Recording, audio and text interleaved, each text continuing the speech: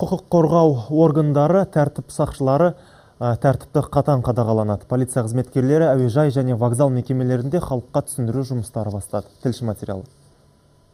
Бүгіннен бастап еліміздегі 303 теміржол вокзалдары мен 16 әуежай төңірегінде құқық бұзушылыққа мүлдем төзбеу акциясы басталды.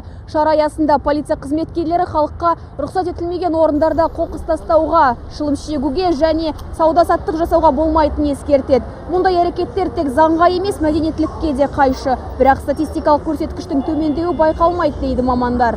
Қазақстанның бүкіл теміржол көлік объектілерінде және әуежай объектілерінде Қазақстан Республикасының әкімшілік құқық бұзушылық туралы кодексінің 440 бабына сәйкес, яғни қоғамдық орында мас болып жүру және алкогольдік ішімдіктерді ішкені үшін 1124 адам әкімшілік жауапкершілікке тартылды.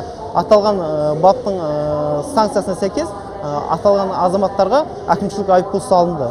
Тек 2 сағат ішінде Астана вокзалына келіп кетушілер арасынан 19 тәртіп бұзушы ұсталып, олардың 8-іне қатысты тиісті хаттама толтырылды.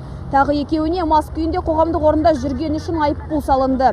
Жолаушылар қатарында теміржолды белгіленбеген жерден кесіп өткені үшін ескерту алғандары да бар. Ал мұндай жағдай екінші рет қайталанса, 6363 теңге көлемінде айыппұл төлейді.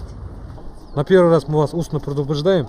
В последующем, если вы также будете совершать административное правонарушение, так как у нас сегодня проводится акция, в последующем будем вас привлекать к ответственности и уже налагать штраф, а не предупреждение. Хорошо? Хорошо. Договорились? Конечно. Қоғамдық орынды ластау мәселесі де қатаң бақылауда. Мысалы, қоқысты кез келген жерге тастаған азамат заңға сәйкес 21210 теңге айыппұл төлейді. Заң бұзушылық әрекеті тағы да қайталанса, 10 тәулікке дейін темір торға қамалуы мүмкін.